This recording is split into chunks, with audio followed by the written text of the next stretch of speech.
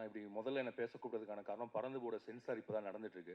So முடிச்சுட்டு வேகமாக போகணுங்கிறதுக்காக என்னை அருண் வேகமாக பேச கூப்பிட்டாரு. அதனால தான் பெரியவங்களுக்கு முன்னாடி நான் வந்துட்டேன். அதுக்காக மன்னிக்கணும்.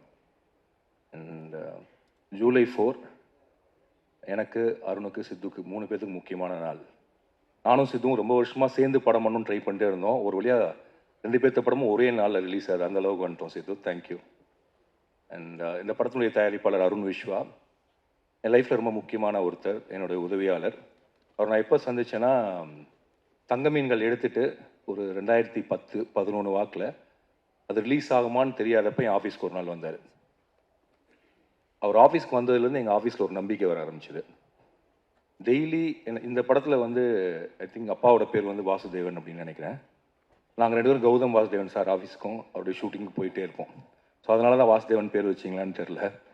அண்ட் கிட்டத்தட்ட ஒரு 2.5 வருடங்கள் தங்கமீன்கள் ரிலீஸ் ஆகுமா ரிலீஸ் ஆகாதா அப்படின்னு தெரியாமல் இருந்தப்ப கூட பணிபுரிந்தவங்களாம் அந்த படம் ரிலீஸ் ஆகாதுன்னு நினச்சி போனதுக்கு அப்புறமும் அருண் விஸ்வா என் கூட தொடர்ந்து வந்துகிட்டே இருந்தார். அவரோட வேலை என்னென்னா, காலையில் என்ன வருவார், நாங்கள் ஒரு பைக்கில் கிளம்புவோம், நேராக ஃபோட்டான் கதாஸ் ஆஃபீஸ்க்கு போவோம். நீதானே என் பொண்ணு சொந்த ஷூட்டிங் போவோம், கௌதம் சாரை பார்ப்போம். அவரை பார்த்து ஒரு சந்தோஷம் வரும், ஏதாவது ஒரு நம்பிக்கையான வார்த்தை சொல்லுவார். அப்படியே போயிட்டே இருந்துச்சு. அதுக்கப்புறம் அவர் தான் வசந்த் ரவியை கூப்பிட்டு வராரு, அவங்க அப்பாவை கூப்பிட்டு வராரு. கிட்டத்தட்ட நான் என்னுடைய 2 BHK ஃப்ளாட்டில் இருந்து என்னை வெளியில் கூப்பிட்டு கோடம்பாக்கத்துக்குள்ளே கூப்பிட்டு போன ஒருத்தர் அப்படின்னா அது அருண் தான். அருண் மூலியமாக தான் எனக்கு நிறைய இண்டஸ்ட்ரியில் இருக்கக்கூடிய எல்லாருமே அறிமுகமானாங்க. And Arun thank you for that. And நீங்கள் இல்லைன்னா தங்கமீன்கள் எப்படியும் வெளியில் வந்திருக்கோம். ஆனால் அந்த காலத்தை நானும் மாரி செல்வராஜும், அப்போ ஆஃபீஸில் மாரி செல்வராஜும் நானும் இருப்போம். இப்போ அருண் விஸ்வா வருவார். வந்தாலே ஒரு அருண் விஸ்வா பார்க்குறப்ப எல்லாரும் என்ன நினைப்பாங்கன்னா, ரொம்ப பணக்கார வீட்டு பையன் அப்படின்னு நினைப்பாங்க. ஏதோ ஆடிக்கார் பிறந்ததுலேயும் ஆடிக்கார் வச்சுருக்காருன்னு. பட் இல்லை, அருண் விஸ்வா அது சொல்லாமான்னு தெரில. அருண் விஸ்வா என்ன சொல்கிறது, வீடற்று கடன்காரர்கள் துரத்த ஒவ்வொரு ஊராக வாழ்ந்து சென்னையில் அண்ட் சென்னைக்கு ஒரு கனவோடு பெரிய நம்பிக்கையோட அவரோட கனவு 3 BHK வாங்குறதுலாம் இல்லை, ஒரு டைரக்டர் ஆகணும், ப்ரொடியூசர் ஆகணும். அண்ட் பெரிய படிப்புலாம் இல்லை, வெறும் டிப்ளமோ. அதையுமே முடிச்சாரான்னு எனக்கு தெரில. ஏன்னா அவர் அறிவாளி தான், ஆனால் முடிப்பதற்கான சூழல் இருந்துச்சா எனக்கு தெரில. ஆனால் அவங்க அம்மாவும் அவங்க அப்பாவும் எனக்கு தெரிஞ்சு இந்த படத்தினுடைய அம்மா அப்பா மாதிரி தான் நான் நினைக்கிறேன். அவங்க பேரில் தான் அந்த ப்ரொடக்ஷன் கம்பெனி சாந்தி டாக்கீஸ். அவங்க அப்பா ரொம்ப இன்னசென்ட்டான ஒரு ஃபாதர். அண்ட் அவங்க அப்பா எனக்கு தெரிஞ்ச அருண் விஸ்வா இன்னைக்கு வரைக்கும் எந்த கேள்வியுமே கேட்டிருக்க மாட்டாருன்னு நினைக்கிறேன். அருண் விஸ்வா செய்கிற எதுக்குமே அவர் நோ சொல்லியிருக்க மாட்டார் நான் நம்புகிறேன். அவங்க வீட்டை பொறுத்த வரைக்கும் அருண் விஸ்வா தான் சூப்பர் ஹீரோ. அருண் விஸ்வா அவங்க வீட்டை பொறுத்த வரைக்கும் மட்டும் இல்லை, எங்கள் ஆஃபீஸ்க்குமே ஒரு சூப்பர் ஹீரோ தான். அதுக்கப்புறம் தரமணியை டிசைன் பண்ணதாகட்டும். அண்ட் எனக்கு அருண் விஸ்வா பார்க்குறப்பெல்லாம் எனக்கு பயங்கர ஒரு உற்சாகம் வரும். சில மனிதர்களை பார்க்குறப்ப தான் உங்களுக்கு ஒரு நம்பிக்கையும் உற்சாகம் வரும். அந்த மாதிரி like you can believe him 100%. அப்போது நம்ம இந்த தோற்றத்தை வைத்து சில பேர்த்த முடிவு பண்ணுவோம், இவங்க இப்படி தானே. அதுக்கு நேர் எதிரான ஒருத்தர் தான் அருண் விஸ்வா. ரொம்ப பணிவான, ரொம்ப அடக்கமான, ரொம்ப கடினமாக போராடி இந்த படத்தில் எப்படி ரொம்ப நாளாக கனவு கண்டு ஒரு குடும்பம் முன்னேறுவதற்கு பாடுபடுதோ, அப்படி அவங்க வீட்டிலேருந்து முன்னேறி இன்னைக்கு சத்தியம் தியேட்டரில் எனக்கு நல்லா ஞாபகம் இருக்குது. நானும் அருண் விஸ்வா, அமுதவன், மாரி செல்வராஜ் நாங்கள் 4 பேர் அங்கே நின்றுருந்தோம். தங்கமீன்களுடைய ஆடியோ லான்ச் ஒரு வழியாக நடந்துச்சு. அப்போ அருண் விஸ்வா தான் என் கையை பிடிச்சிட்டு சொன்னால், சார் படம் கண்டிப்பாக ஹிட்டுன்னு. ஏன்னா இதெல்லாம் முதல்ல ஆனந்தையில் நாங்கள் ஸ்க்ரீன் பண்ணோம். ஸோ சத்தியம் தியேட்டரையும் அந்த நாளையும் என்னால் மறக்கவே முடியாது. Arun Viswa, all the best. And இன்னும் ரொம்ப தூரம் நீங்கள் போகணும். அண்ட் தமிழில் ரொம்ப முக்கியமான படங்களை தயாரிக்கிறது மட்டும் இல்லாமல் இயக்கவும் நீங்கள் செய்வீங்கன்னு நான் நம்புகிறேன். அண்ட் சித்து, அருண் விஸ்வா தங்கமீன்கள் ரிலீஸ்க்கு முன்னாடி ஹெல்ப் பண்ணார்னா, சித்து கட்டது தமிழுக்கு அப்புறம் வந்தார். ஆனால் கட்டது தமிழ் ரிலீஸ் ஆனதுக்கப்புறம் என்கிட்ட பேசலான்னு நினச்ச ஒரு ஹீரோக்குள்ள இல்லாட்டி ஒரே ஒரு ஹீரோ அவர் தான். அப்போ ஹைதராபாத்தில் நிஜமாகவே ஒரு பெரிய ஹீரோ, பொம்மரையெல்லாம் ஓடி. அண்ட் திடீர்னு ஒரு நாள் ஃபோன் பண்ணி நீங்கள் ஹைதராபாத்துக்கு வாங்கன்னு சொன்னார். அன்னையிலேருந்து நாங்கள் பேச ஆரம்பித்தோம். சித்தார்த்தை பற்றியும் ஒரு அபிப்பிராயம் இருக்குது. அவர் பயங்கர புத்திசாலி அண்ட் பயங்கர அகங்காரமான ஒருத்தர். அவருக்கு வாயில் நினச்சதை, மனசில் நினச்சதை எதிராளியுடைய மனசை பார்க்காம பேசக்கூடிய ஒருத்தர். இப்படி நிறைய பிம்பங்கள் இருக்குது. பட் நிஜத்தில் நான் சொல்கிறேன், சித்தார்த் ஒரு அடிமுட்டாள். அடிமுட்டாள்னா எந்த அர்த்தத்தில் நான் சொல்கிறேன்னா, சித்தார்த் எப்போதுமே ஒரு வளர்ந்த குழந்தை. நானும் சித்தார்த்லாம் ஒரே ஸ்கூலில் படித்தவங்க. என்னென்னா நாங்கள் இன்னும் ஸ்கூலை விட்டு வரவே இல்லை. Still children. எப்போ எதை செய்யணும்னு தெரியாது, பக்க விளைவுகள் பின் விளைவுகளை பற்றி யோசிக்கிறது இல்லை. அந்த ஃப்ளோவில் மனசுக்கு என்ன தோணுதோ அதை செஞ்சுட்டு போகக்கூடிய ஒரு இயல்பான காற்றுல பறக்கக்கூடிய ஒரு பஞ்சு மாதிரி தான் சித்து. சித்து ஏன் இவ்வளோ இளமையாக இருக்காருன்னா, அந்த மனசு அவ்வளவு பஞ்சு மாதிரி மிதந்துட்டே இருந்தால் மட்டும்தான் இளமையாக இருக்க முடியும்னு நினைக்கிறேன். Sidhu, be a child always, don't worry what others says, and you're a great inspiration to me, you're a great friend to me. And எப்படி அருண் விஷ் ஒரு நம்பிக்கையோ அதே மாதிரி தான் சித்து எனக்கு நம்பிக்கை.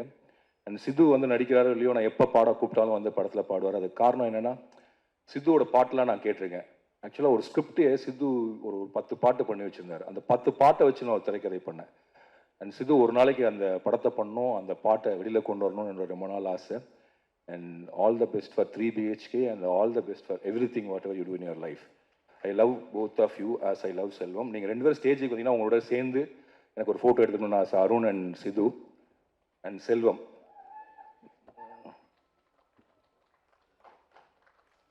ஒவ்வொரு வீட்லேயும் குடும்ப உறுப்பினர்கள் மாதிரி இது எங்கள் குடும்பத்தினுடைய உறுப்பினர்கள். ஸோ எங்கள் 3 BHனுடைய 3 பேர் அப்படின்னு சொல்லலாம்.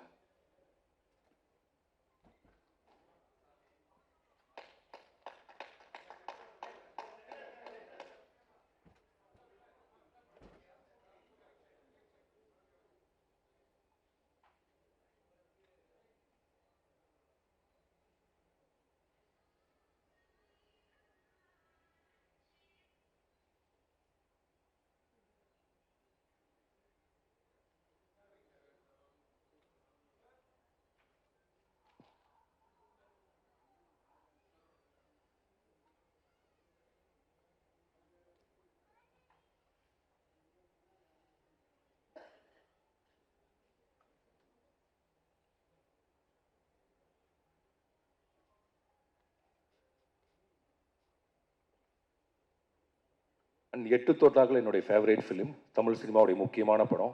Sri Ganesh, I love you for that movie always. And நீங்கள் இன்னும் என்ன மாதிரியே ரொம்ப ஸ்லோவாக படம் எடுக்கிறீங்க, அப்படி இல்லாமல் நிறைய படம் எடுங்க. அண்ட் நீங்கள் என்ன பண்ணாலும் நல்லா இருக்கும்னு நம்புற ஒரு ஆள் நான். All the best. Devayani ma'am, பஞ்சதந்திரத்தை எத்தனை தடவை பார்த்துருப்பேன் ஞாபகமே இல்லை. நீங்கள் ராமண்ணா ராமண்ணான்னு என்னை நிறைய பேர் எனக்கு இன்னில் அடிச்சிருக்காங்க உங்களோட ராமண்ணா அவசரத்தை வச்சு. அந்த எவ்வளோ பெரிய மாத்திரை அப்படிங்கிறது எனக்கு தெரிஞ்சு ஒவ்வொரு மாதத்துலையும் அட்லீஸ்ட் ஒரு தடவையாவது நாங்கள் கேட்டுறோம். Thanks for that. And Kadhal Kottai, நான்லாம் ஸ்கூல் படிச்சுட்டு வந்த படம். அண்ட் நான் உங்கள்கிட்ட நான் பேசினதில்லை, பட் எங்களுடைய பால்ய காலத்தில் நீங்கள் ஒரு முக்கியமான ஆளாக இருந்திருக்கீங்க. ரொம்ப நன்றி. சரத் சார், இந்த படத்தில் அந்த டைலாக், அந்த நீங்கள் செல்லோன்னு சொல்கிறப்போ ஒரு மாதிரி மெல்ட் ஆயிடுச்சு சார். நான் புலன் விசாரணையிலேருந்து உங்கள் படத்தை பார்த்துட்ருக்கேன். புலன் விசாரணை இன்னும் ஞாபகத்தில் இருக்கிறது நீங்களும் ஒரு காரணம். அண்ட் ஒரு கிரேட்டஸ்ட், என்ன சொல்கிறது, ஒரு வெர்சடைல் ஆக்டர். இன்னும் உங்களோட நடிப்பு எனக்கு என்ன பிடிக்குன்னா, நீங்கள் ரொம்ப எனக்கு தெரிஞ்ச தமிழில் மிக யதார்த்தமான ஒரு நடிகர். ரொம்ப நடிப்பை புஷ் பண்ணாமல் நடிக்கக்கூடிய ஒருவர். அண்ட் அந்த மீசக்கார நண்பா பாட்டு வந்து எனக்கு பல தடவை நான் கேட்டிருக்கேன் சார். ஐ திங்க் நீங்களும் உங்களுடைய குரலும் ஒரு மாதிரி வந்து எப்போதுமே ரொம்ப இணக்கத்தையும் ரொம்ப நட்பாக அன்பாக இருக்கக்கூடிய உஷ்ணத்தையும் கொடுக்கக்கூடிய ஒன்று. ரொம்ப நன்றி. And for the music director, for the every one, என்னுடைய வாழ்த்துக்கள். அப்புறம் இந்த படத்தில் ஒரு வசனம் வரும், வீடுங்கிறதுனா அது மரியாதைன்னு சொல்லி. கண்டிப்பாக அது ஒரு ஸ்டேட்டஸ்.